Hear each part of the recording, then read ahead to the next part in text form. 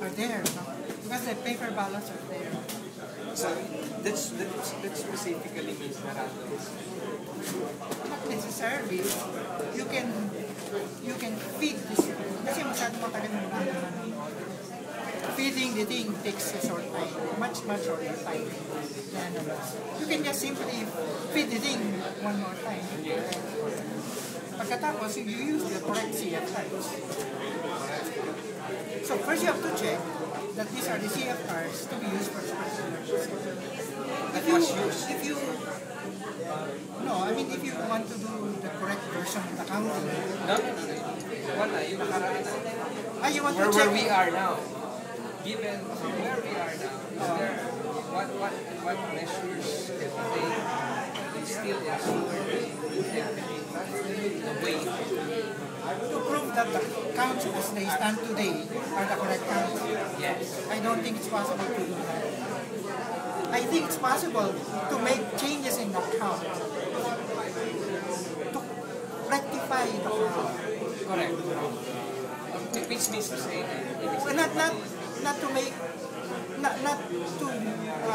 confirm the correctness of the present count, because I have a feeling that in many places the counts were not done right.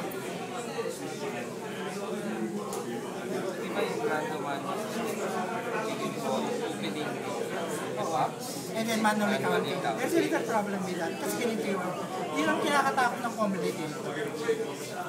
The computer will read a shading as 50% and will consider it a good. But the same shading, when read by humans, may not be 50% for the humans. Kasi a human being appreciates a shading differently from the way the computer appreciates the shading. That's precisely kung mayroong discrepancy, you go for the positive. If there's a discrepancy between the machine count and the manual and the root cause is difference in appreciation by the human from that of the machine. Well, at least what we're trying to suspect here is massive cheating.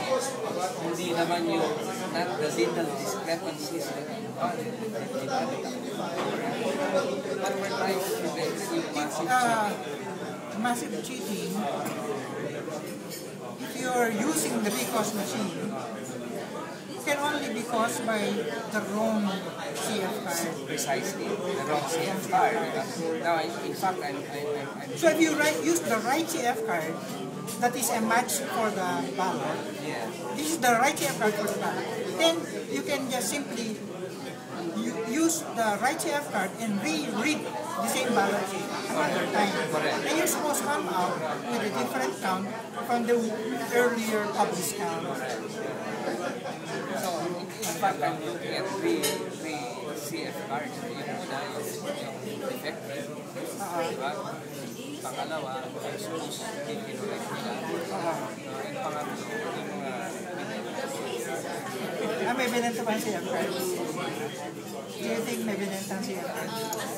Yeah, that's what I'm going to ask. What Arab is saying, that nagbo-broker ng CF card. Is that possible? Yeah. I don't know.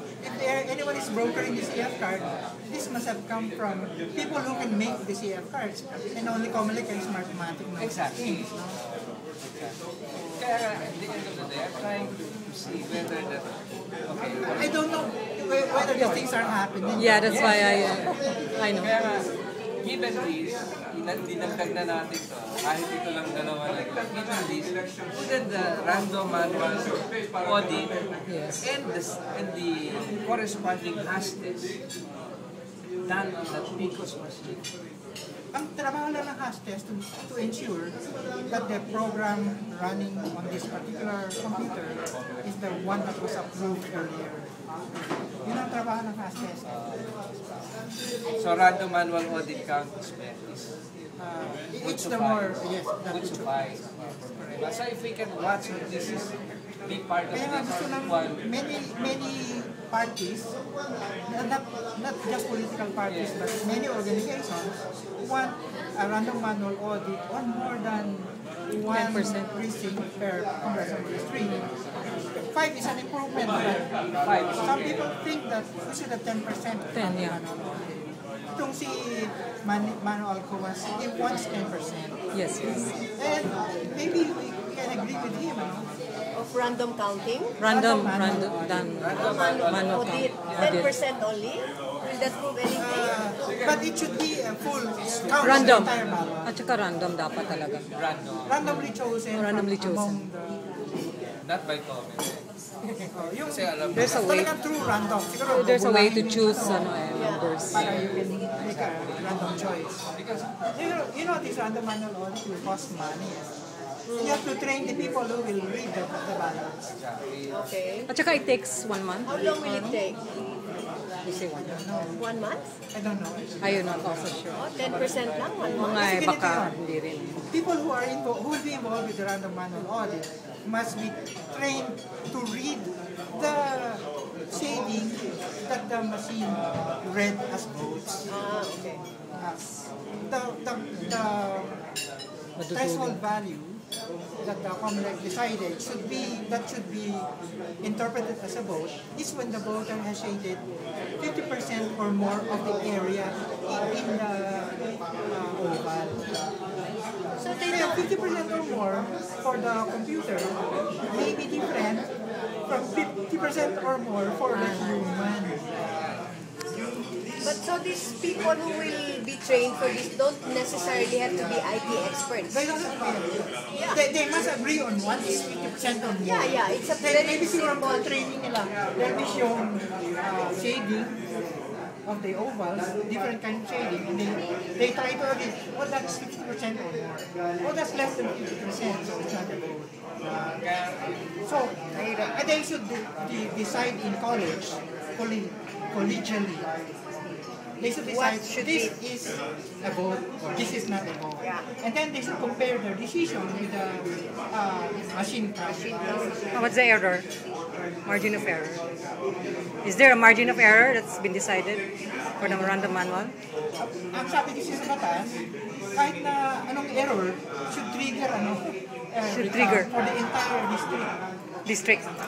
For the district. If an error is discovered in the random manual audit, that is enough reason to do a recount for the entire district.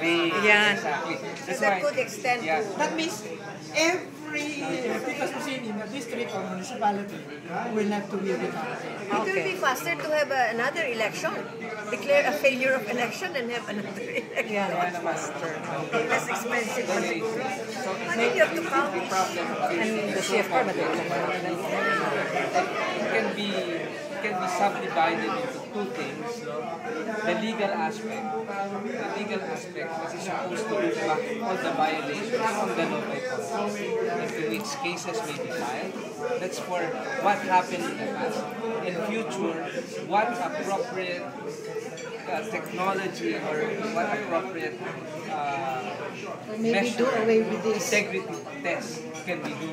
Like halimbawa ngayon, increasing the random to maybe 10% or even 5%. If that is enough, then the coast is clearer. Di ba?